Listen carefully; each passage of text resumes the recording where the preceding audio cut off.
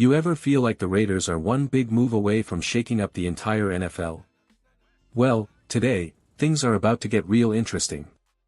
Because there are blockbuster trade rumors swirling around the Las Vegas Raiders, and what could happen before the NFL trade deadline on November 4th might just change everything.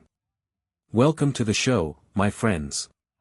This is where we talk real Raiders football, no fluff, no fake hype, just pure news and bold opinions.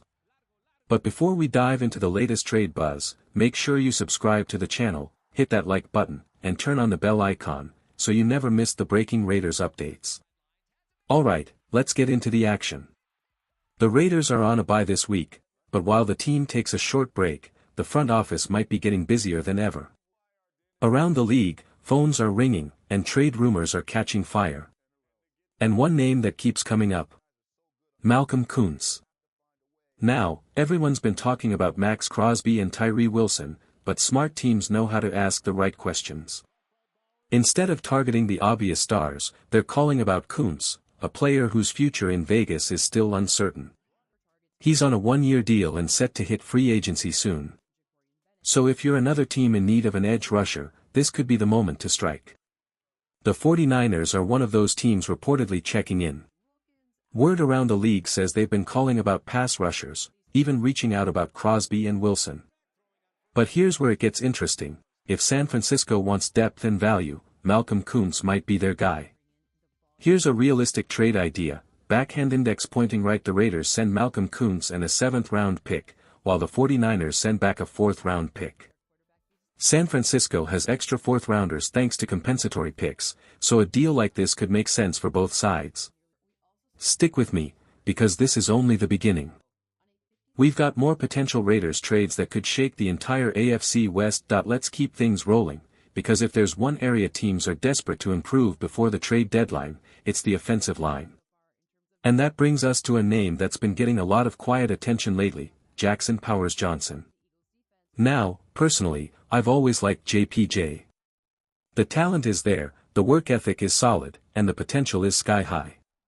But for some reason, this Raiders coaching staff just doesn't seem as invested in him.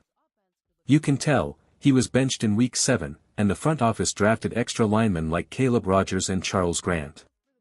That says a lot. So what happens next?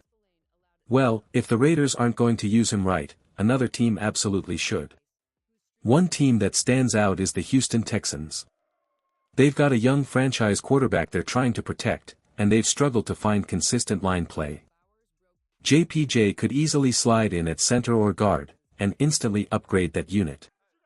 If I'm running the Raiders, I'd be aiming high, maybe a 2nd-round pick. But realistically, I could see a 4th-rounder getting it done. The Texans would gain a reliable, versatile blocker, and the Raiders would free up cap space while adding another valuable draft pick. Now, let's step back for a second and look at the bigger picture. The Raiders have to make moves before this deadline. Standing still is not an option.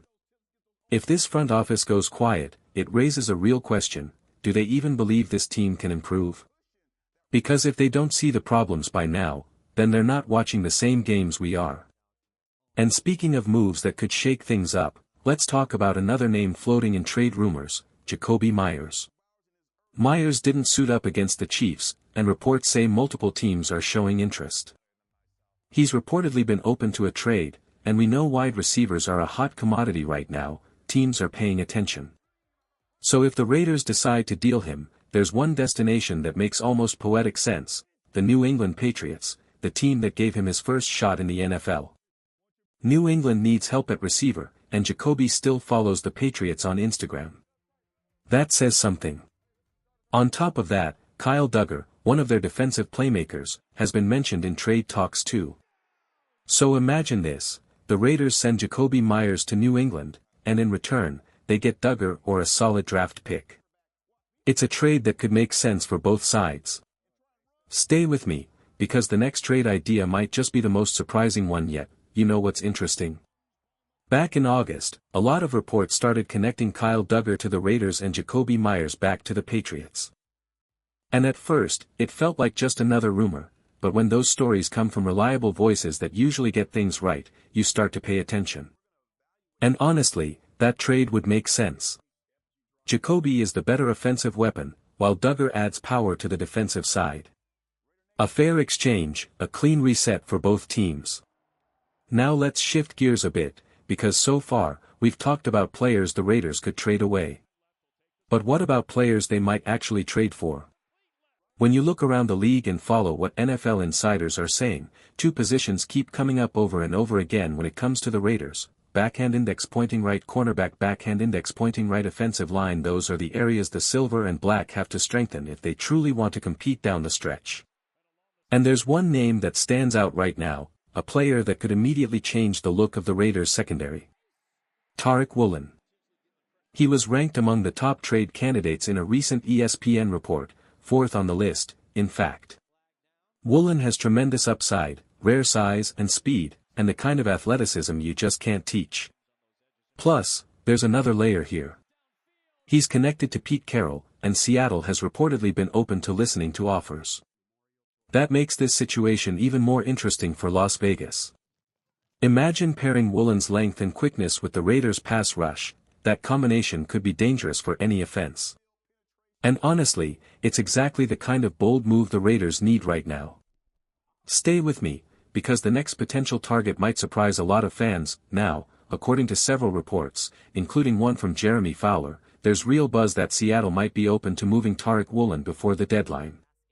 Some league executives believe the Seahawks have been considering this for a while. One even said that Woolen doesn't fit into Mike McDonald's defensive system, but in the right scheme, he could thrive. And that's exactly where the Raiders come in. Let's be honest, this defense has been relying too heavily on soft zones and predictable cover 3 looks. Offenses know what's coming. They're planning for it, and it's starting to show. What the Raiders need right now is more man coverage, more physicality, more attitude, and Woolen brings all of that. He's long, fast, and fearless, exactly the type of corner who could give this defense the spark it's been missing.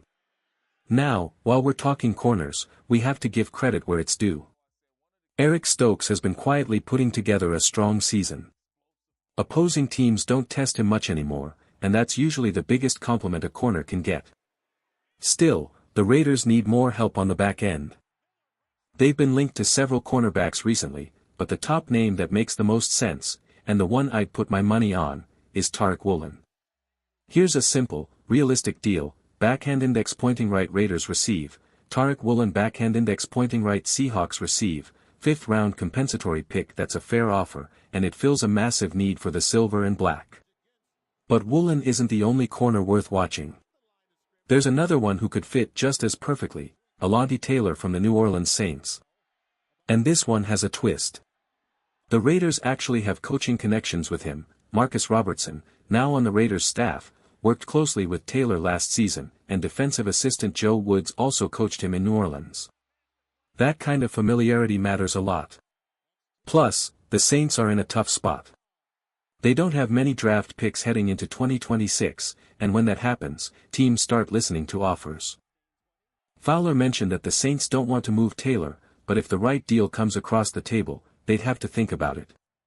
Taylor's talented, young, and due for a big contract soon, which makes this the perfect window for a trade.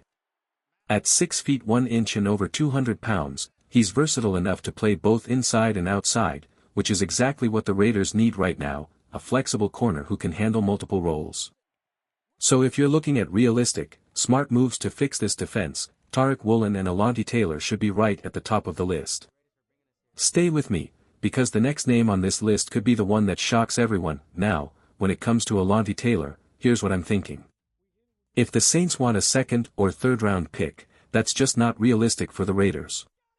This front office has been cautious, some might even say cheap, when it comes to spending big on trades. So instead of sending one high-value pick, I'd offer 2 mid-rounders. That gives New Orleans some extra draft capital for a player they don't seem committed to keeping long-term. And if the Raiders do pull the trigger, I'd expect them to work out a contract extension with Taylor right away. He's young, talented, and versatile, the kind of player you lock up before his price skyrockets. Would the Saints love that offer? Probably not. But it's fair value, especially for a team that's trying to stack future picks.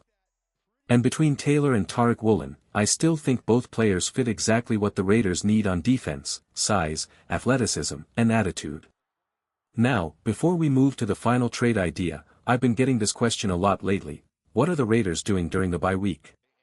Well, while the team might be resting, that doesn't mean the conversation slows down. Fans are debating trades, mock drafts, and coaching moves, because when you follow this franchise, there's never really an off week. Alright, let's get into our final trade scenario. And yes, we're staying in familiar territory again, because this next name also comes from Seattle. Boy Mafe. I know what you're thinking, another Seahawks player. But hear me out. There's a reason for it. Pete Carroll and this coaching staff have built a certain type of defender: long, explosive, and relentless. And that's exactly what the Raiders have been trying to add under this new regime. Mafe might not have cracked the top 25 trade list, but he did show up as an honorable mention, and for good reason. He's young, talented, and still on an affordable contract.